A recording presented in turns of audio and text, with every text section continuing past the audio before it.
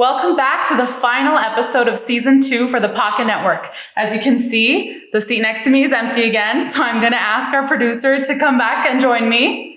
We're going to make this an end of season finale tradition. Oh my God, we're part of a tradition now. This is great. So many traditions with the Pocket Network because it's doing so good. So thank you to everyone who's been watching. Thank you to everyone for all your amazing feedback and for everyone that was referring these amazing guests to us so that we can get to know them, their business practices, and really be able to pick their brain so that you guys can better value your business and innovate all your practices. So, Gevs, question for you. Do you have a favorite episode? Wow. That's great. Question. It's a very hard question. We had amazing guests this year. Yes. We did a bunch of virtual podcasts, which means we had people from all over the United States that came on. We had Ed Stulak come on, which was our first episode. So we really started the season off with the boom. And it was, we had some really great guests on. So I don't think I could pick one.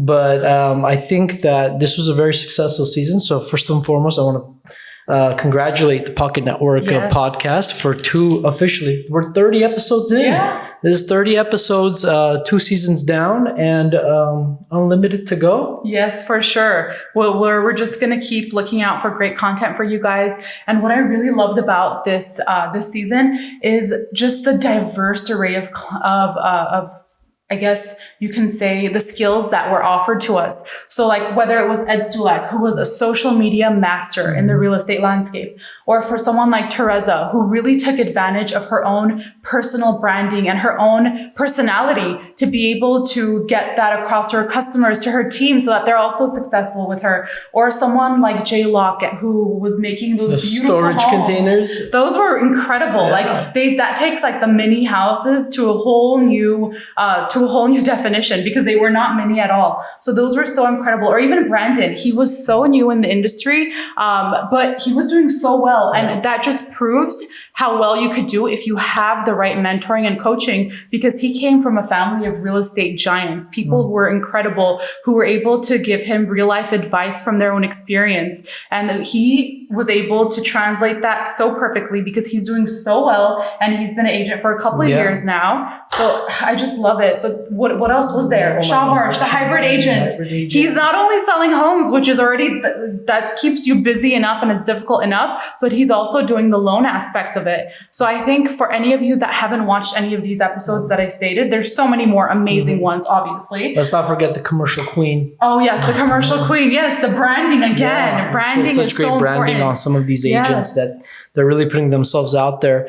The most important thing is the spectrum that you were talking about. We had new to experienced to people that are in between. So we're showing that like at any level, you can be successful in this industry. 100%. As long as you take advantage of the tools at your disposal. So that directly translates to taking advantage of the pocketnetwork.com. Absolutely. So comment below. Let us know, how have you taken advantage of our website this season? Have you taken advantage of the off-market listings? Have you taken advantage of being able to log on and be faced with professionals that can give you advice in an instant? Yeah. We know a lot of you have been really active on the feed, and we appreciate that. And we love all, for the rest of you that are contributing to the comments, but also we challenge you to take that a step further. So be very raw on the feed. Tell us not just the positive moments and like the simple advice that you can ask, but also tell us what hasn't been working with you. Tell us if you're feeling kind of stuck or desperate. And you never know. It doesn't matter if someone's had 1 year of experience or 25 years of experience in the industry. They may have just heard something at a talk, or they may have just met an agent who's had a similar fork in the road, and they can give you advice where you're able to navigate your career accordingly and come out on top. Yeah, we're always trying to better our website so that it'll be more useful for all of our followers and all of our subscribers. So we take those criticism as constructive criticism. We construct on it and we make it better for you. And we try to publish the best content possible in the market today for all of our subscribers. So we're really excited for that. And for this episode, I think we have a good highlight reel of all of our podcasts. Yeah. It's sort of like everything slapped together, what you get in this season, some key moments and stuff. So let's go ahead and have our viewers view that, and we'll be right back. Yes, enjoy.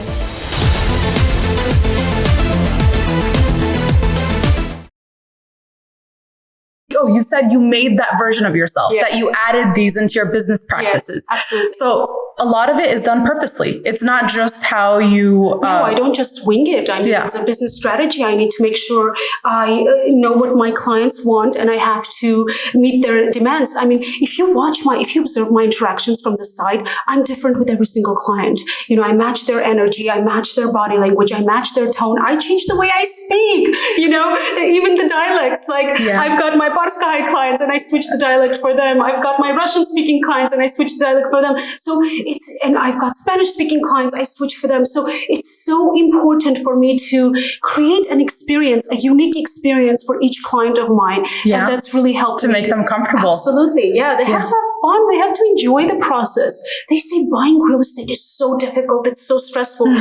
My clients don't feel that. Yeah. I eliminate all the stress, all the difficulties. I take it upon myself. So my life becomes more difficult. But to them, they don't even realize when they opened escrow, when they found the home, when they closed escrow, when they moved in, I do it so quickly. And it's such a seamless process that I've perfected that my clients love me for it. Yeah. And I think, correct me if I'm wrong, you've perfected it not just because you've done it so many times, but also because you've made the right connections and you have the people in your network to make it go so much more easily than someone else might think the process would be. Absolutely. You mentioned network. It's huge. It's a key factor to my success. In 2021, do you know the number off the top of your head, how many transactions you've closed? 100. Over 100. Over 100. That is so impressive. It's insane. One human. One human. And I don't even know how it got to that number because I wasn't chasing the number of transactions. I was chasing making my clients happy. Every interaction was so precious for me.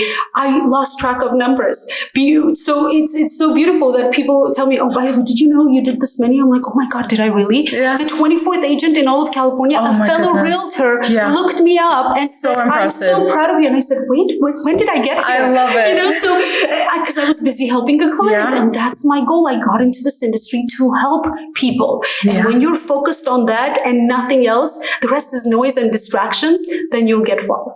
I completely agree. And with the transactions, so 100 transactions, that's like what, every 3 days you close the deal. That's a lot. So do you have a transaction coordinator, assistant just for that? I wouldn't survive without that. I have the best transaction coordinator. It's part of my Coldwell Banker team and she's super organized with paperwork. But of course, it's paperwork that I have to understand because I'm the face, right? I have to explain that to my clients. If it's disclosures, I need to make sure I review it before they sign. So although she's there to do like the boring stuff, it's boring for me to set it up for signatures, to put all the files together.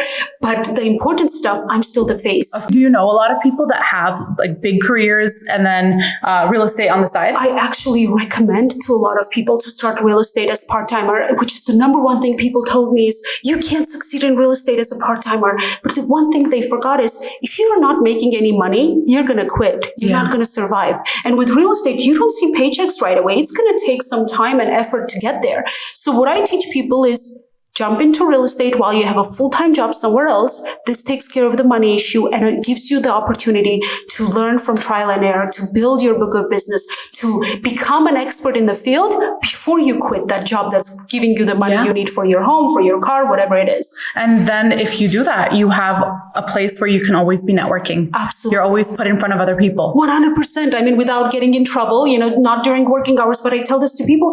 I say, if you're a part-time realtor, you're meeting clients on a daily basis at your full-time job.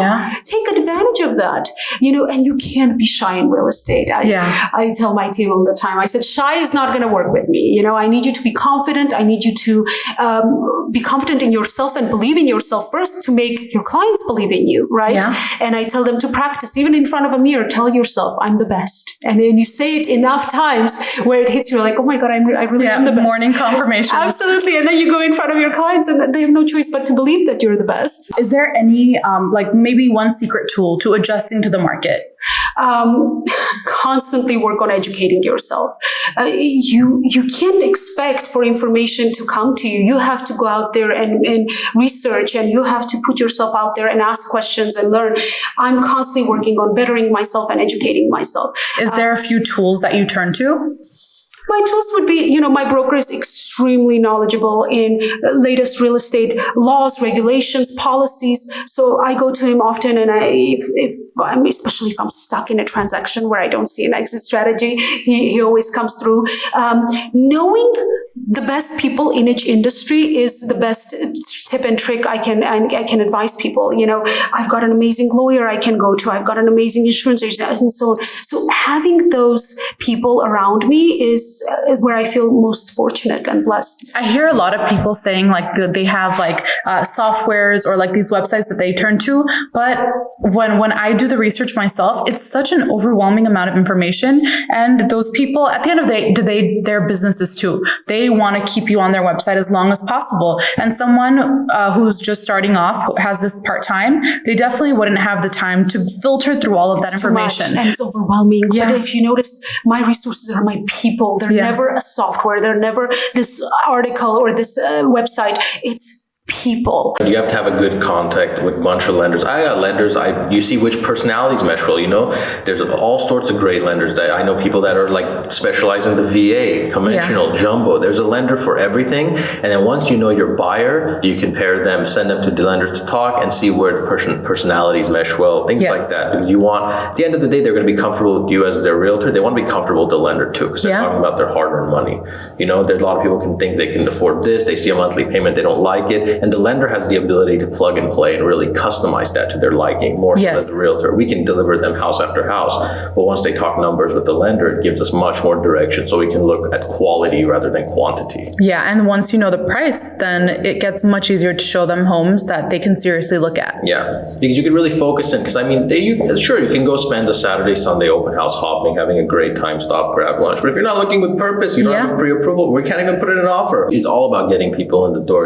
People love to look around. There's clients that they're lucky, they see one house, they want the house, offer, and they get the house. Oh my God, when was the last time that happened? It's rare. I've heard it in this market, not really ever. Before, rarely too. But it happens. Good old days. Yeah, but it's all about getting people in the door. At the end of the day, you want to get the right buyer for the right property, because you don't want to have to push your buyer. You don't want to have to be able to be in an escrow where it feels strained. You want the seller to feel comfortable with the buyer, and then you want the buyer to be like, okay, I want this. Oh my God, I cannot imagine being uncomfortable with a house and putting in an offer anyway. Mm-hmm. That's crazy. I get that with like a pair of shoes because you can swap it out or don't use it. But a house. The buyer fatigue, what happens these days? Buyers are looking and hearing no. And it's hard. I can imagine. Competition. So sometimes you just put in an offer, let me hear a yes. Yeah. There's some sort of positivity. So definitely it's making sure buyers understand, you need to make sure you want this house, envision yourself looking here. Yes, it's nice. Is it nice for you? Go home, have that conversation. Or are you going to hate me for selling you this house? You don't want it to be like, this guy pushed me into this deal. Oh my gosh, Brandon, you made me feel like we're going to do it now. It's going to go. But you never want to push your buyer. Like I said, you're their advocate. You're their advisor. Nothing comes handed to you in this industry. You're going to have to grow your network. You're going to have to put in the work. You're going to have to love what you do. You cannot just wake up in the morning like, I have to do real estate. It's not going to be handed to you. It's natural. It doesn't matter if I got to show up at 6 to show a house. It's what I want to be doing. It's like you love it. You're going to drive. You're going to show the property, show your clients. It's what it is. So when you have a love for it, and you have a interest in learning the information, connecting with people, and always trying to be the best version of yourself and growing as an agent, then you're going to go places. Yeah, it'll come to you. Yeah, because when you get to that 1%, yes, I'm sure there's a ton of people in that 1%. There's thousands, millions of realtors in America. But when you put in the work to build your clientele, to build your client base, meet people and really become like the agent people admire. Like when I first got my license, I could think of people in my head who were like, wow, they're doing it. They're young, they're professional, even experienced people. They've built an insane brand off of their own hard work. They're a realtor working under whatever brokerage. I've gone to top agents I know when I'm feeling like, I'm putting in all this work. I'm not getting the traction I want to get. It's been a long day. It's been a slow month. It's been a slow 2 months. Instead of quitting. Yeah, you're not going to quit because, I put in so much. I'm not going to let myself quit. But it's frustrating. You're putting in 110%. You're not getting where you want to get. So you go talk to these top agents and they always remind me, just keep putting in the work. It's a process. It's not a sprint. It's a marathon. It's not a sprint. You're going to put in the work, be your best every day. And then when you get that success, it feels good. You want to push on, you want to do more. And what pushed me was so many of these agents told me, if we only started when we were your age. And is there a specific platform that you think is best for real estate agents specifically? Instagram. My go-to is always Instagram. Reason being is because I look at it as the digital business card of today's world. This is the one platform that has everything all in one under one umbrella. You have your bios, you have your profile picture, you have your about me, you have your pictures about, I don't know, your leisure time, your personal time, but your business and your reviews and your sales and this and that. It's like everything under one. You can't really do that on per se YouTube or potentially Facebook or Twitter or Snapchat. Like to a degree you can, but nothing is as simple as Instagram. You got your profile up top, you scroll and you learn about the person. It's so much easier. And never have I gone to a networking event where someone says, hey, you want to add me on Snapchat? It's always Instagram. Hey, there's a quote that I love and it goes like this. 90% of people sell, 10% of people brand. Those 10% of people who brand end up selling 90% more than those who sell. And that quote just solely tells you that personal branding is something you should totally invest into. It's one of the things that is going to streamline your success in life. If you care to continue chasing business all your life, then by all means, keep selling, keep going out there, keep making those cold calls, keep door knocking, keep doing everything you possibly can to chase that business. Personally, me, I am as, how do I say, lazy as all can be. And because of my laziness is how I look to make my life even easier, which is a great thing. I guess the one pro of being lazy. Smart. Say it again. You call it lazy, but today that's what we call smart. Oh, that's right. That's right. Yes. So my laziness, right, or I guess you can say, makes me trickle into finding easier ways to get things done. So personally, the one pro of this all is that I look for ways to have business chase me. And this is where I focus on my personal brand. Make it so attractive that people reach out to me. They start the conversation. They are the ones that bring up the conversation of real estate. They're the ones that say, hey, how much is my house worth? Or think of a new real estate agent. What can they do on YouTube to be successful? talk about your local area. Talk about all the stuff that you sell in the area. So if you're a realtor out in Tampa, Florida, for example, talk everything Tampa. The cafes, the bars, the restaurants, the libraries, this, that, the real estate, obviously tie that all into it at the end of the day, but become like the spokesperson for that area. And eventually people are just going to be typing in the reasons why not to move to Tampa, Florida. And boom, there's another video that you posted. Here's 5 reasons why not to move to Tampa. The water sucks. The pizza sucks. This sucks. Like, and make it funny, right? Yeah. Like, wow, that person knows a lot. Let me see what else they have. That's great advice. I didn't think of that. Oh, yeah. And that's something simple that anyone can do. You don't really have to know too much about real estate or have experience. That's it. How do you think an agent can differentiate themselves so that these people who put so much value in the process of buying a home feel more comfortable choosing you as an agent? Comes down to the brand. It's always about the brand. Look at my reviews, look at my track record, look at my past sales, look at how happy everyone has been so far using me. Do you want to be another one, or do you want to find someone else? That's totally fine if you do, go. But if you want that experience, if you want me, let's do it. It's the brand. It really comes down to that. Yeah, it makes sense. It makes sense. If they associate you with success and happy customers, then they'll want to do the same thing to repeat that emotion. So with reviews, do you ask your clients to post reviews? Does it happen organically? How important do you think that is?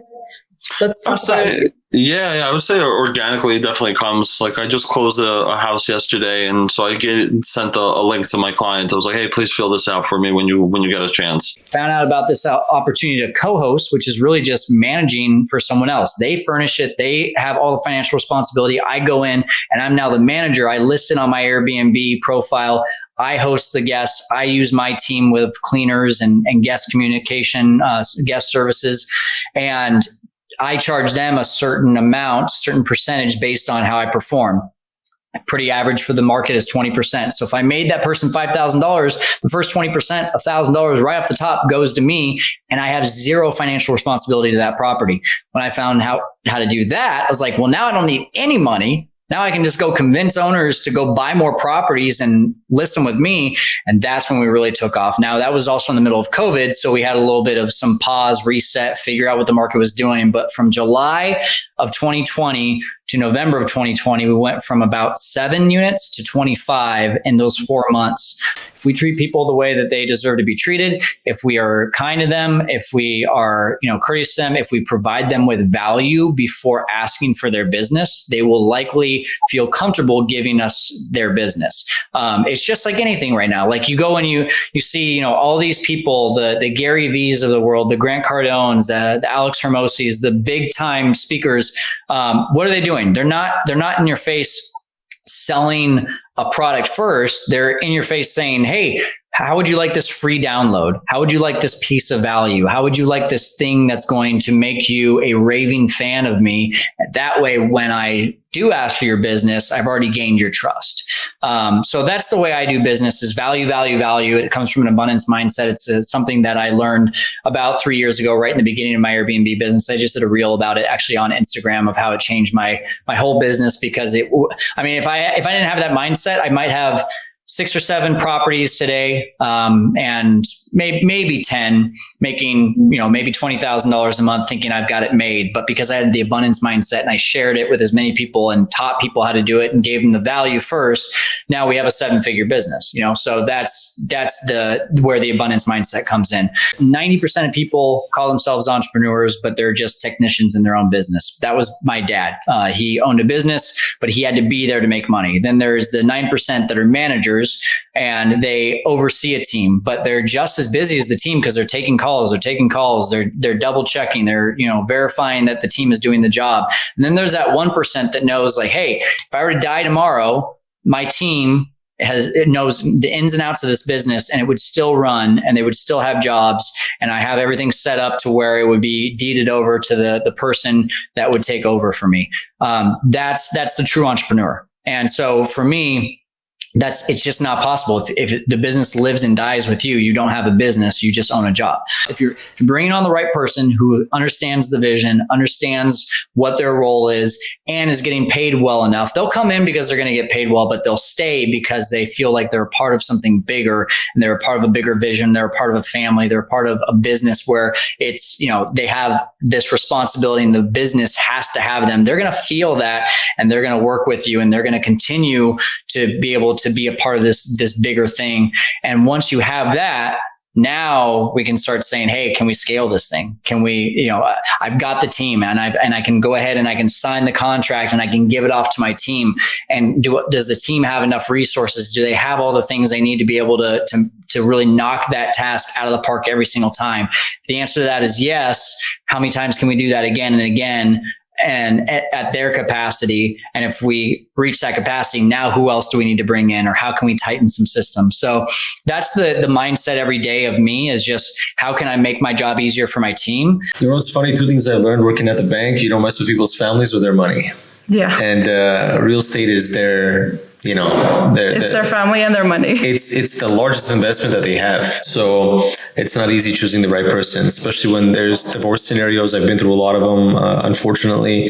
A lot of great people that just didn't see eye to eye, and it's life. It happens, and most importantly, they move on, and it's important that everything is very calm. The scenarios are very calm, doesn't get out of control. But the houses that we sell, like even in scenarios like you said, like they're getting a divorce, you can't go in there about money. The moment they feel that this is about money, in terms of, let's just, sell it for a little less, but sell it faster. That way you two can go on with your lives. The moment you make it about money, you've lost their trust. I think that with every post, we hope that it generates leads. Yeah. Does it always work? No. But you are seeing it work for you. Mine is more word of mouth, but one thing that I do more than anything else is cold call and door knock. Okay. So obviously those of you who don't know what door knocking is you literally knock on doors to try to get business. You get some nasty stuff said to you, but nevertheless, you just keep going until you get something nice. But door knock and cold call, when I first started out, in real estate, obviously no one knows you, there's no referrals, nothing coming your way. So what do? I picked up the phone, took a, list of, 600-700 people, call after call. And then I just started perfecting the way that I introduced myself. Some people call it an elevator speech, yes. Right? One thing that, I do is I'll literally dissect your entire life in terms of finances go. What do you drive? How much is it? When did you buy it? How many years left on your auto loan? Can we refi it, extend the term, increase or decrease the monthly payment? Take that contribution for the, whatever's left and add it to the month. I'll dissect your file so much that I guarantee you by the time I'm done with it and I hand it over to you, you're going to be scratching your head and no one can find a flaw. Nobody will find a flaw in what I've done. I've never heard that about how you're thinking of how you can change their current payments to give them more income to spend on the house. Yeah. And the thing is, by the time I'm done with a client, I never want them to sit with someone else in the same field and say, nah, no, this person can't compare. I need them to say like, no competition. Yeah. And when I say that, I'm not saying about me. She's been super supportive. I've been with her since, the age of 16 and she's my backbone. I mean, literally A to Z. We have 3 beautiful kids and supportive always, and I think that even like athletes, right? You look at, for example, basketball player, they're gone X amount of months out of the year. I mean, not everyone can fill those shoes. I mean, those are some, tough shoes to fill, right? As a significant other to whether you're in the WNBA or the NBA, whatnot, that person's gone for X amount of months out of the year. You have to accept that person for who they are because that's the dream that they've had. And my wife, I think, knows that this is the dream that I have. And we actually both started out as realtors. And of course, the motherly duties kick in. And without that, I can't do what I do. So it's a yin and yang, but she's extremely supportive. And I think that's something that you touched on. It's very, very important. I think that's why you haven't needed a team for this long. She was your team the whole time. I cannot do what I do without her. There is no question. I would go to open houses every weekend and try to meet agents to figure out if I could somehow create a beneficial relationship outside of a real estate agent literally clicking lists and taking 4, 5, 6% for no reason. I really view that as no reason. Like, I have a friend that has a license. He can click the same button. They have to do more and bring more to the table to justify that. And I will say with the Chernoff team, we definitely got that and a lot more. They mainly work with developers and stuff, and that kind of benefited us because they were able to put us in contact with developers. They were able to get us different subs that we could use in different areas. And Sarah definitely trusted us and put a lot of faith in us to list the house with her and helped us out a lot tremendously towards from the middle to the end of the project for us. Completely transform your project and your lives with it. So how did you guys go about networking? Did you just find people online and call them up and hope it works out? Honestly, fake it till you make it. Okay. We reached out to a lot of people and we maybe presented ourselves above where we were actually at and maybe presented ourselves of where we wanted to be. And then it's finding the right people that kind of believe in you. So for us, I think before we even bought our first property, what connections did we have? Nothing, right? No, we didn't really have any connections to anybody in construction or in real estate, just friends that may have gotten their license or Instagram friends that may have gotten their real estate license. That's about it. So nothing solid. I'll start off by, I guess I'll tell the story of our first property. So 5715 Troost Avenue is our first and only project as of right now that we've completed. We bought that project for $625 September, November, something like that, 2020. Is that right, Eddie? It was October 2020. Okay, October 2020. We bought it for $625. We ended up selling it for $1.91 million. It's the most expensive home to ever sell in North Hollywood. So we set a record, but acquiring that property was the biggest hurdle, our first hurdle that we faced in figuring out how to find a property. We bought it for $625,000. If you guys look at comps in the area at that time, they were around $750,000. And the way we did that is, like I said, initially we reached out to a lot of agents, a lot of people in the industry trying to find good deals out there that were not on the MLS yet. And it became very difficult to do. So we were like, hey, how do these agents get these listings? How do we get to these people before the agents do? And simple enough, it's advertising. The thing that we didn't realize that people need to realize is the amount of decisions that you need to make during a project is absolutely way more than you think. If you haven't done a project, the number of decisions that need to happen is an astronomical number. So if you set that all up in a design plan from the beginning, there's a lot less extra decisions that you need to make. Now, things may not go as smoothly. You might not have the tile available anymore, so you might have to switch that tile or whatever the case is. But if you have most of the stuff picked out, most of the decisions made, then you're making only some decisions, which will it'll help you actually scale your business. Yeah, and you'll be able to, I'm sure, work on multiple projects at a time. One project will not need your full-time attention. Exactly. I don't think we would have been able to do a second project with how much time we were spending on this project, and the YouTube. Yeah, YouTube took a lot of time too. Yeah, I'm sure you learn a lot more when you focus all your time and energy into one thing at a time. What's the durability on these homes? Like do you have to do anything to make sure that they last longer? Well, we're on a pretty good sized foundation here, and then there's a bunch of steel in the concrete. And then the containers are welded to the steel and the concrete, and then they're welded to each other. So super strong, like unbelievably strong. It's much stronger than a conventional built house with, 2x4 framing and stucco walls. Yeah. And how long do these homes typically last? This can last forever. I mean, as long as even if you get some scratches or it gets a little rusty, it's meant to do that. The shipping containers are made of a product called Corten steel that is meant to put a rust layer. If some damage happens to it, some kind of scratch or dent, it'll rust up real quick, and that protects the steel. So there's shipping containers out there right now from, like the 80s. We are in unsure times right now, and it's a little bit stressful. We all know that in the long run, real estate is always a good investment. I mean, it always tends to come back and increase in price. So I'm not too worried about that, but there is a problem with people being able to continue to afford housing, definitely here in California. So this would definitely be the way to go. You can buy a lot out here in Joshua Tree for $30,000, right? So for $30,000, you can own 2.5 acres and then get a hold of a company like us. And we could even put in a very small, build your ADU first.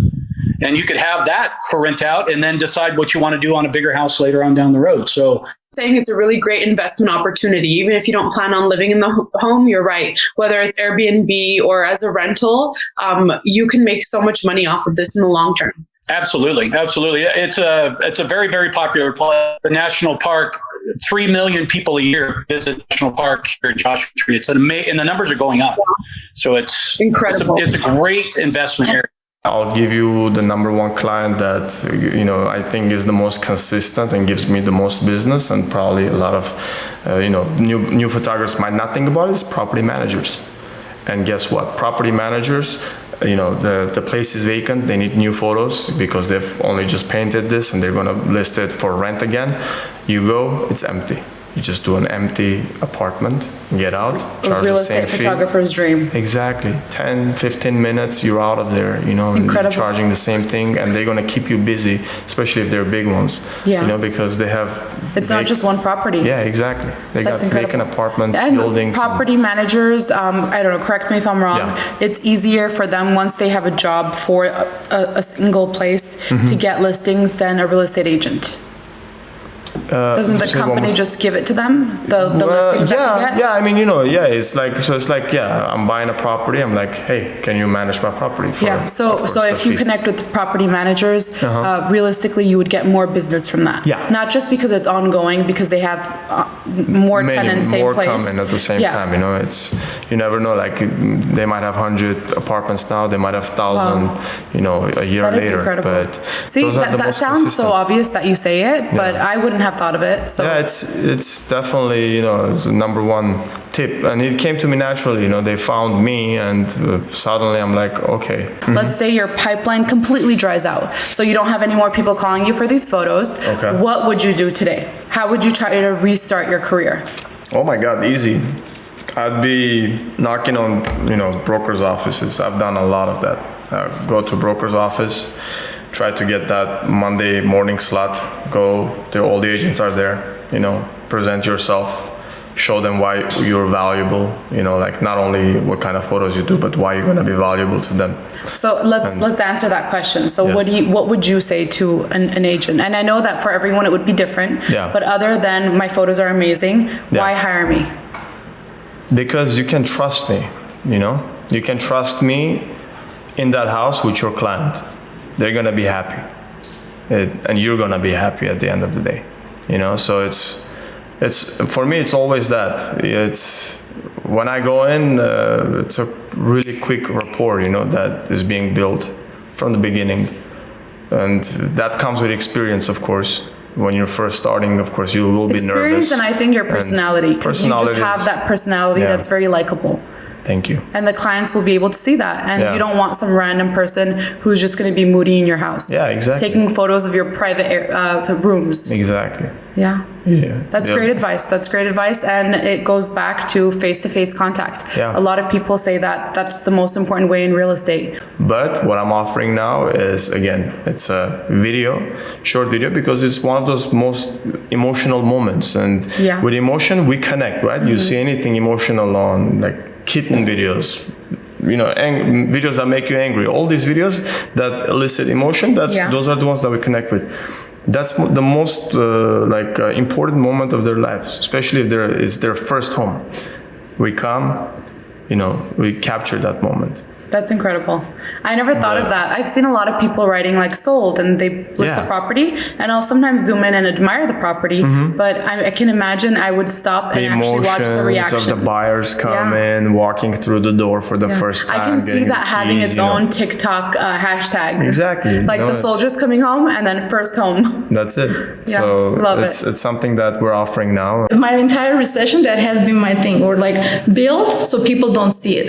Build so you're so strong that when an earthquake happens, and I call recession an earthquake, you can withhold on your feet, and you don't go negative, you don't go minus, because when you're negative, imagine you underwater. It takes so much more pressure to get up. When you're on the surface, it's easier to get up. Yes. So that has always been my thing, and that's the reason why my business model has shifted into income properties, have shifted into not taking as many clients and not caring what a top agent should look like. Because I really don't care. You know what I'm saying? Yeah. And because I really understand, and it took me years to sit down and really be honest with myself and ask myself so many questions. Like, am I going to compete with X and Y and Z, or am I going to compete with myself, who I was before recession, or who I was before my 30s or 40s or whatever the case is, right? And you understand that, okay, you are here in the United States of America.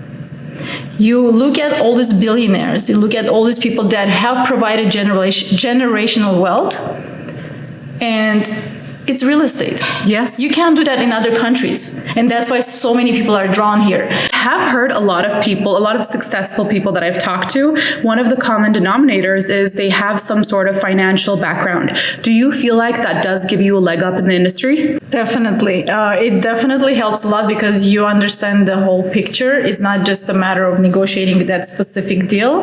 It's a matter of understanding a larger, like having a larger vision, and also you get a more like a micro understanding of the deal. So it always helps, of course. Yeah, it makes sense. So would it be fair to say to new agents or people who are just studying for their exam, I know a lot of people don't do real estate full-time in the beginning, maybe a great job to have on the side is to go to a bank and get an entry-level position. Yes, I accidentally got a job at the bank when I was only 16. Oh, wow. And I accidentally, while I was at the bank, I got promoted.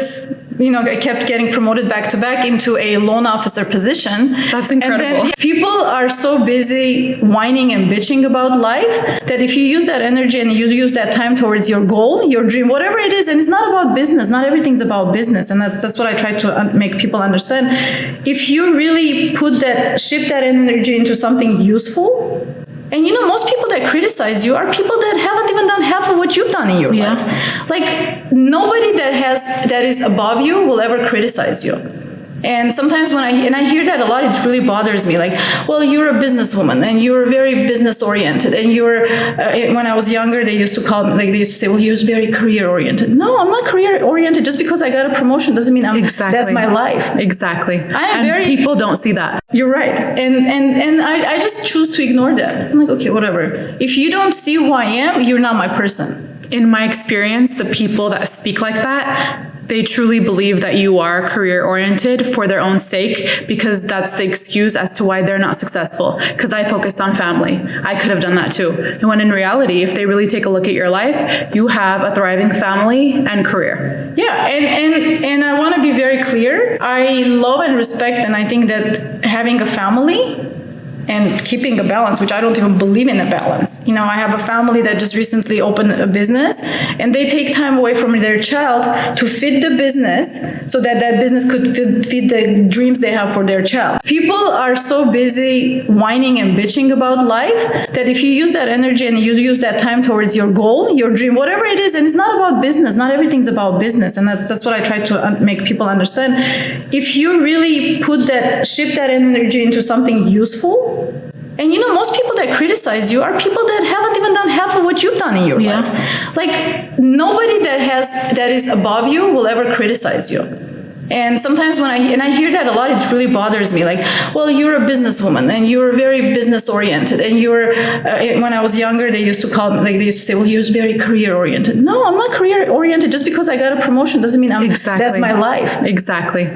People don't see that. You're right. And I just choose to ignore that. I'm like, okay, whatever. If you don't see who I am, you're not my person. In my experience, the people that speak like that, they truly believe that you are career oriented for their own sake, because that's the excuse as to why they're not successful. Because I focused on family. I could have done that too. And when in reality, if they really take a look at your life, you have a thriving family and career. Yeah. And I want to be very clear. I love and respect, and I think that having a family and keeping a balance, which I don't even believe in a balance. I have a family that just recently opened a business, and they take time away from their child to feed the business so that business could feed the dreams they have for their child. Because my clients are buying when it's slow. So you got to build, I'm yelling, sorry. No, you're not. Build your business so it's recession proof. You got to build your business where, if today things are slow, you have clients that are going to buy when it's slow. It's not just like, oh, well, I have no business because I was just focused on getting listings. No, you got to. And so for a real estate professional, whether they're new or not, I think it's very, very important to decide what kind of a business they're gonna be in. Yeah. And today, like I wake up in the morning, not every day, but most of the days I have a call from somebody that's interested in buying a fourplex, or especially now a lot of people moved from different countries with money. And they look for professionals that specialize in that. Yeah. So they don't want to run out of money in a new country with no job prospects. Yeah. And I think that's very smart. So no matter what happens in real estate, if you ride out that wave, it'll go right back up and you'll get your money returned. Mm-hmm. And another reason why I tell people multi-units, and it doesn't have to be a 10-unit building. 2 units, 3 units, because they're not appraised based on what your neighbor's house sold. They're appraised based on how much rent they collect. And when was the last time that you remember rent went down? Right. You get what I'm saying? Getting crazy. Yeah. And so I feel like because I'm an entrepreneurial person, I like attract entrepreneurial souls. Depending on how good you are as an agent will depend on how well you can convince somebody to actually buy something. Right. If you're just an agent who is looking to push paper and you have no real semblance of knowledge or background on what it is you're trying to sell, then yeah, you're going to find yourself in some muddy water often, right? But if you have real understanding about what you're getting your clients into and have a real basis of knowledge that can, I don't want to use the word manipulate, but it's the word that's coming to mind, manipulate your buyers into the way you think, then you're going to have a much higher track record of success. Most people who are looking to network with agents and lenders and things like that is first of all, you have to pick your area, right? So the first thing you need to do is know your zip code blind, right? That's the first thing you need to do. Pick your zip code, know the streets, know the areas, know the comps, be alert of what's for sale, what's not for sale, what did sell, what went off the market, what lawns aren't being cut, all of those sort of things. And sometimes know it better than your agent themselves. With all that knowledge that you'll arm yourself with, which is all available online, you will be able to notice who does the most transactions. So Dennis does this many transactions a month, and Shelly does this much, and this person does that much. And I'm making up names here, but you begin to identify patterns, and those are the people that if you're looking to build those relationships, you go after them and you say, hey, how did I saw that you sold that house. I'm looking for something just like it. How do I, what's the move here? How do I get there? Network events are cool and they're interesting. And I think that they're great for people who are starting out. Some agent posted this on their Facebook group and says it's developers should see. So they send it out to their developer list. Did you do any research? Did you look at the property? Did you see what condition it was in? Did you see where it was located? Did you see, why it's priced that low or what's wrong with it? Did you find out what could be done to the property?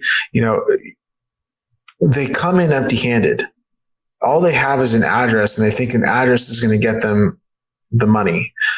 But if they come in with knowledge, like I was telling you earlier, and they come in prepared to sell, then they have something of value that they can provide. When agents just send me an address, I go, what's the story with it? And they go, oh, well, someone from my office has it. And I thought it might be good for you. Why did you think it might be good for me? Well, it's in this neighborhood and, blah, blah, blah. It's the price. Well, what's so good about the price? Well, it's, the comp next door, blah, blah, sold for this much. I go, okay, why did that one sell for that much? It's a constant just asking questions because they're bringing me nothing. Yeah. Right. So I have nothing to get from what they're giving me. I can go to any agent I want and say, hey, this listing is available. Should I buy it? It doesn't matter how good your Instagram is. If you're a new realtor who knows nothing and you're putting out awesome reels and YouTube videos, no one has any trust in you. Get a mentor and let them lead you. Let them show you how to build your brand and how to go through a deal and how to go through an experience because there's so much you're going to go through, and you'll begin to figure out what works best for you. Like what kind of deals you like to work on. Maybe you don't want to do deals where you're dealing with contractors and developers. Maybe you just want to deal with regular run-of-the-mill buyers, people who are just selling their home because they got to get out of it. It's like, looking at my home, like when I sell this thing, it's going to someone who wants to just move into this house. They're not doing any work to it. Like that's an super easy transaction. Like just do an inspection, make sure everything's okay, and you're done, right? You're not worried about property size and buildables and exits and anything like that, right? You're no math, just easy transaction, relationship only. And you might find what you're looking for in different scenarios. So getting experience is definitely, of course, a must, right? So go to offer to sit opens, offer to meet people, go wherever you need to go. Don't be shy about being the first person or the new person or anything like that. but find a mentor, find someone who's really going to guide you. What I say is that you can take the path on your own. You can learn all the things you want to learn. But if you have a mentor along the ride with you, it's kind of like having, it's an old reference, but a Thomas guide. I made my first 6-figure year when I vowed, like, my New Year's resolution was to stay in my lane and focus on myself. And anytime I started to compare myself to another agent or start to feel some sort of way about something, I would pull myself in. I'd give myself a little pep talk. I would look back at my New Year's resolution and I would toe this straight line of I'm focusing on my business. I'm going to be better than I was yesterday. That's all I cared about. And that was my first 6-figure year. So if you're a newer agent and you are trying to figure out, okay, how do I get to that 6-figure mark? What does that look like? It first and foremost looks like worrying about your own business and not the outside influences. So, that's hard. It's so much easier said than done because I think we all tend to compare our businesses and ourselves to other people in the industry. When you talk to women, it tends to be more service-based. I want to serve my clients. I want to build relationships. We're more service and relationship-based, where I think men think in terms of sales. And I don't know that one is better than the other, but I think what happens is we kind of let the sales side overshadow the fact that we are in a service industry. And yes, there is sales involved in it, but really relationship and nurturing those relationships is one of the best things that you can do for your business. And as women, we tend to be better at that than men. Yeah. We tend to be better at nurturing and doing those type of things because it's in our DNA. So again, a lot of generalizations here, but just thinking that, when I'm thinking about men in the leadership space, I do tend to think of them as the aggressive. You think about they have the headsets on and they're and they're like, oh, all of that fun stuff. We don't tend to be like that so much. So I think that, just recognizing the fact that you are still in a service industry, even though you are selling, that shouldn't be your primary goal. It should be to serve and to nurture and to build those relationships with your clients. Yeah. And also realistically, if you're tuning into your emotional side and also, understanding what your client needs from you emotionally, that's more effective in any type of marketing. Forget about just real estate.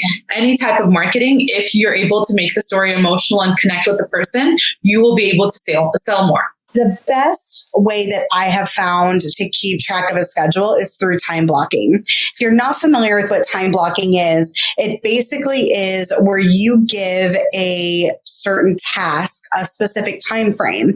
This could be 15, 30, 45 minutes, or an hour. So for example, on my time blocking schedule, I know that when I get into my office every single day, I have 15 minutes to do a brain dump of what I need to do that day and to check my email. Because what tends to happen is, and I can't remember the quote, but there's some sort of quote along the lines of, if you give yourself 10 years to accomplish a goal, you're going to accomplish that in 10 years.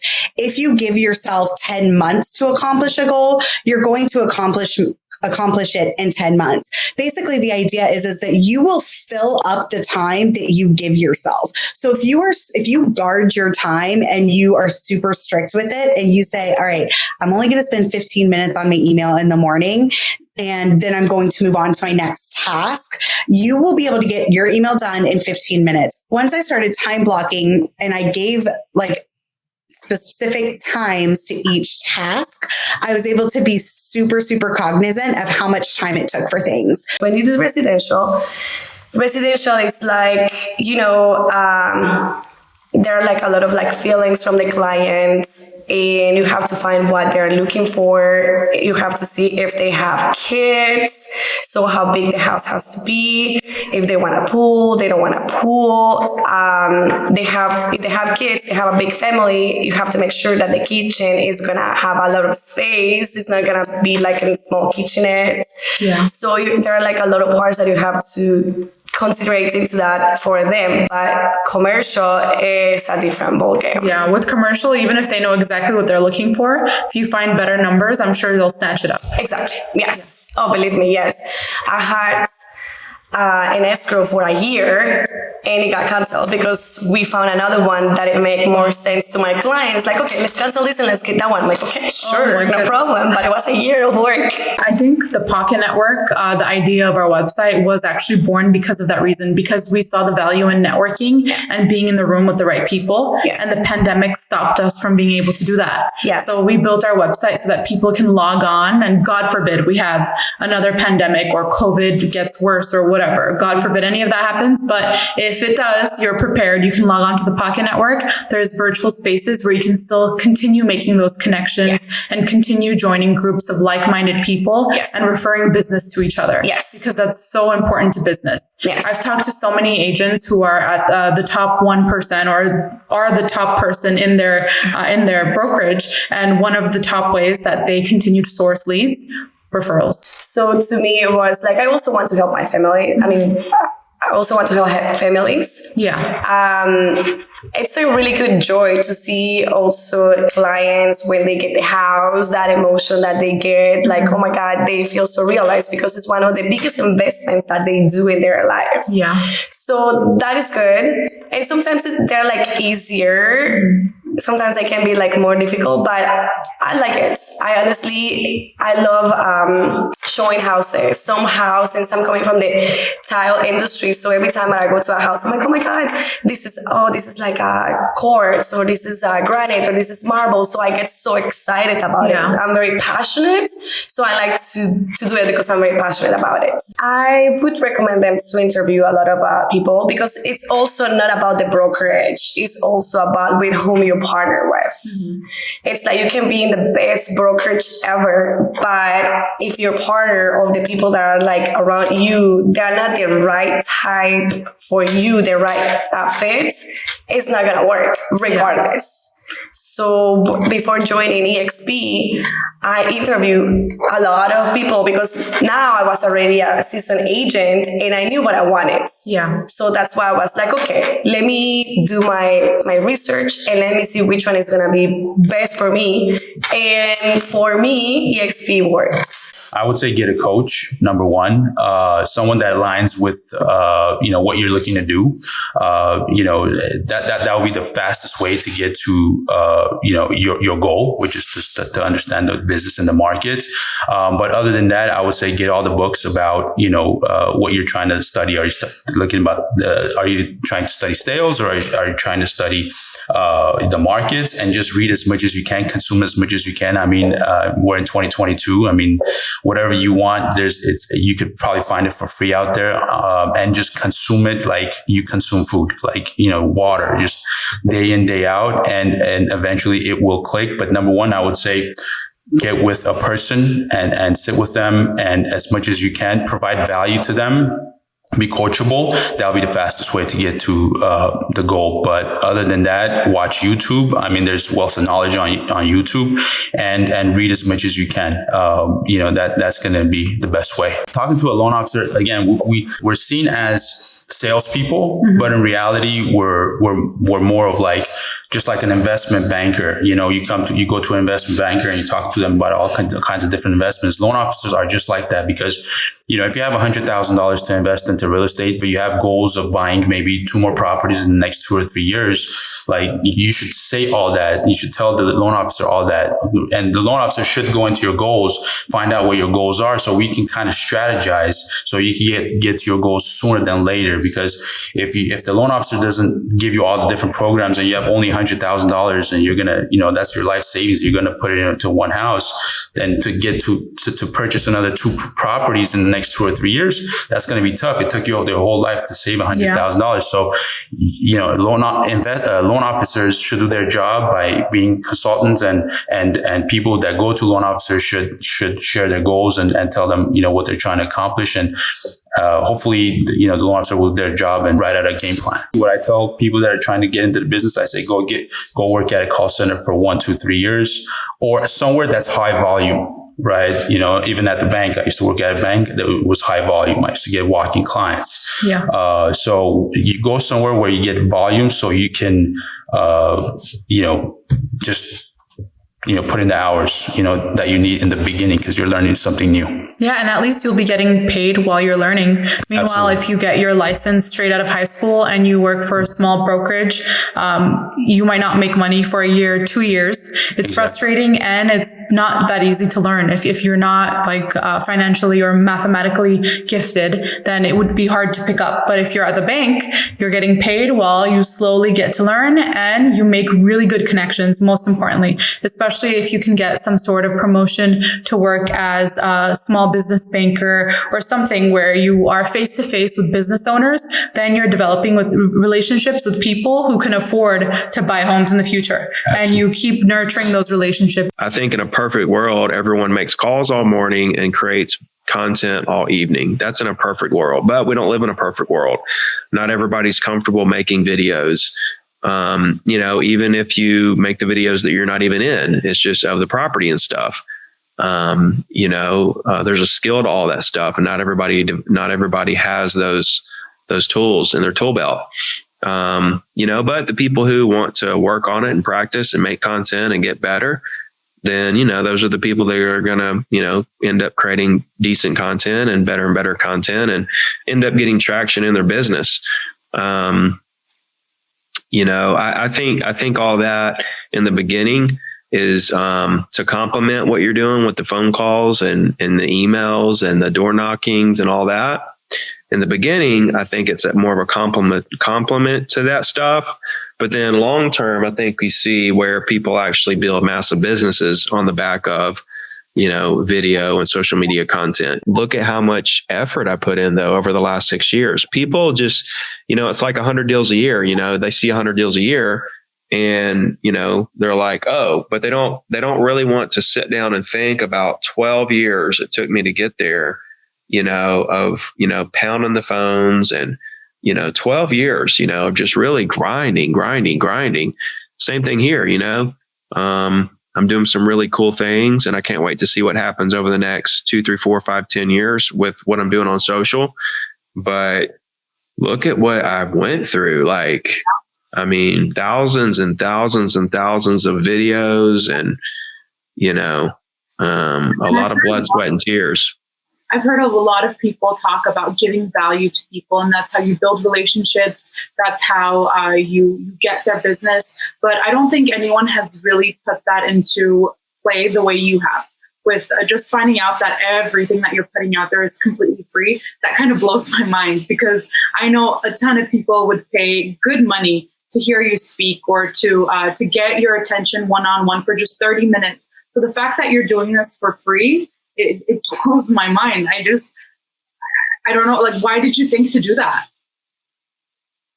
Well, it hit me all at once. As I was charging for coaching, I realized that most people weren't paying. What I did was I quit posting for a couple months to really research and do my due diligence, because I was just posting whatever, whenever, and it got me to where I was, but I have really flatlined over the last year.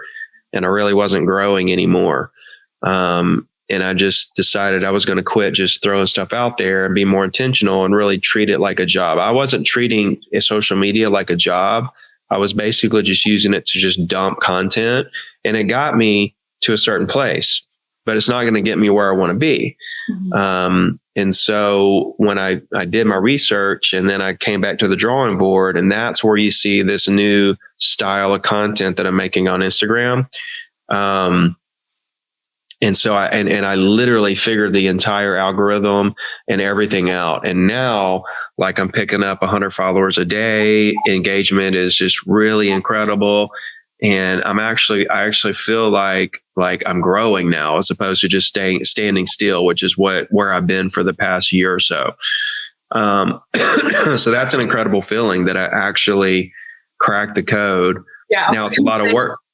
Now it's a lot of work to continue to create and produce the content. And that's where the work's going to come in now. But that's Instagram. Now I'm moving over to YouTube. And I've never really had an identity on YouTube, except for, the cold calling and the few videos I put out where I was giving tips. It took me 8 months to get to my first sale. So, and you got to realize back then there was no social media in 2002. there was no Facebook, there was no Zillow, there was nothing. It was like we had MLS, email, postcards, letters, phone calls, a magazine. That was really it. So it was a different world. You know what I mean? Yeah. If people want to be Ricky, they need to go back and listen to the simplicity of the first thing I said. Make calls all morning, create content all evening, and do a weekly email every week on the same day of the week forever. That's really it.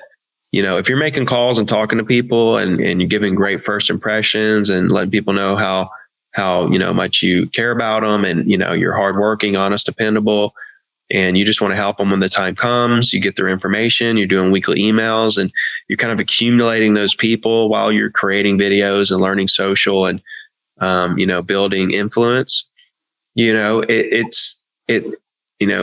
Everybody goes through the same stuff, and it takes several years to really get some momentum in this business. And that's why most people quit. You might sell a couple of properties here or there. You might have a great first year or whatever. And even if you sell 50 properties in your first year, you still have a long way to go to really build the foundation, of your career, of your, 20, 30-year career. You're going to get distracted immediately, and that's how it is. Like TikTok, Instagram, Facebook, they just drag you in this dark hole, and you don't realize an hour later has passed and you forgot why you even went on there. But when you're going after the Pocket Network, you're going there for a specific reason, right? And majority of the time you get it really very quickly, and you're in, you're out, or you're just get your business done. Yeah. I think our right now our average time visited is like 6 minutes, which is amazing for busy professionals. And so literally what we're seeing, with the trend we're seeing is that people are coming in, or majority of the action is happening on the feed, where, people just asking questions or answering, or it's a lot of us doing updates and stuff of what's going on, and just real quick interaction, and then boom, they're out. Private messaging. So, you can always connect with someone privately too. You can connect with them, see what they're doing, whatever needs you need from them. And we also have groups too, which is a great addition that we added. Yes. So, you can create a group if you're a premium member. And that group can be very specific to maybe something in your area, or maybe some knowledge that you want to share, whatever that may be. You can create a group and invite, either invite all the agents or invite your team. Exactly. Yeah. No, we see team groups there where like the premium member is like the team leader, and they invite like 10, 15 of their teammates, and they have like discussions there. And so like if there's any questions that ever comes up in their team meetings, they can always refer them to that group. So like, hey, we've already discussed this. Yeah, the Pocket listings. I mean, where can you really go to a central place where people have posted off-market listings? And then again, like imagine you're signed up and then you have buyers looking for a property. This is where you stand out as an agent. You present to them stuff that is like not available anywhere else. And it's limited to such a few amount of people, right? Obviously, we're not going to have like 10 million users, because we're not a social media website. We're a very niche company, so not a lot of people are going to be seeing that product. And how much more value, again, goes back to the value that you can provide. How much more value can you give to your buyer when you say, hey, I know what you're looking for. I'm working, I'm in the Facebook groups. I'm calling prospective sellers. I'm also in the Pocket Network community where I can post about it, and a bunch of other people can see it. All this for you. Reach out. Yeah. So it's that value. Or else, like I said previously, 100 people can sell a house and 100 people can help a buyer. But what are you doing to stand out? Exactly. To differentiating be yourself. Exactly. To be different. You have to take advantage of the resources. And backing up a little bit, the Pocket Network is absolutely free to sign up to. So the best part of it, you're like literally not missing out on anything, because you have free information that's so specifically dedicated to what you can do to grow your business. I mean, I don't see why you wouldn't sign up. Exactly. So that's the whole. Even if you're not into the idea, why does it hurt to try something that's for free? Yeah, exactly. And 6 minutes. You don't have to spend too much time on it. Go on, time yourself 6 minutes. If you fall in love, great, pay up. If you don't, then what's it going to hurt your career? You tried, been there, done that. Try again next year when we have new updates. Which is actually, compared to other websites, other real estate websites, it's actually pretty high. Yeah. But it's consistent. So it's like they're not hopping on and off. We also have so many more things than other real estate websites. Yeah. There's not a single website that has all of this. Exactly. Well, other websites are usually just news related or just news related. Yeah, so basically that's what's out there right now. But when we run the numbers, a lot of people don't hop on and off every 30 seconds, for 30 seconds, hop off, and then an hour later go back it's usually like once a day or twice a day. They'll go on, do their research, find some information, talk to some people, do whatever they got to do. And then boom, it really is just a career tool. To excel in life, you got to get uncomfortable. You got to get outside your box. You can't. Well, the market's been so good. They didn't have to be uncomfortable. Well, which is exactly why those agents are not going to renew their license in a couple of years. Yeah. We've been seeing an agent drop off already since the beginning of the pandemic, but I believe that they're going to get hit so hard and they're going to be so clueless to people that are not taking it seriously, where they're just not going to renew their licenses and completely forget about it in the next couple of years. Yeah, because a lot of people did this as a side hustle to make a bunch of money, and that's really not what any career is for. Because when the hard times come, if you're just doing it for the money, you're not going to survive. Exactly. So for prospecting and is there any advice that you can give for, because it's going to be a lot harder. So should they have different scripts, or will the same things work? I mean, everybody has different scripts that they work with. It's about, my main advice would to anybody, to any agent out there, prospecting is literally just double what you're doing now. You're going to have to double it. Literally, if you're making 2 hours of phone calls, make 4. If you're not following up as much, you have to follow up. Sales aren't made, only 3% of sales are made off the first phone call. Yeah. So imagine losing 97% of your sales because you're like, I don't want to work with them. I don't want to call them back. No, you have to call them back now because now you got to touch them 5, 6, 7, 8 times. With a phone call, an email, a postcard, a door knock, you got to use every single method to finally get it, because that's what it's going to take now.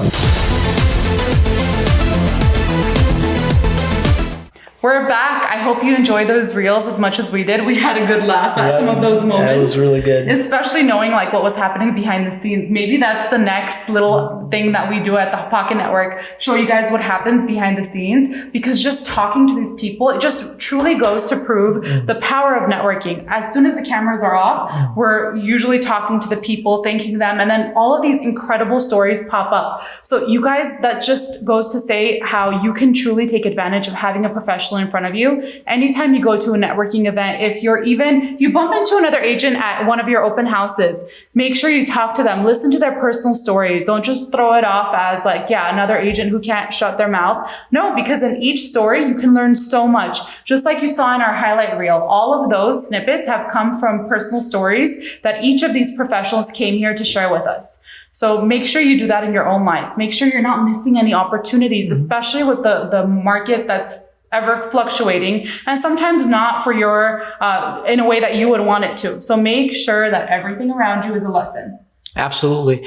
And just finishing off this season, I really, really want to thank all our contributors that are contributing for us and encouraging us to continue making great content for you guys.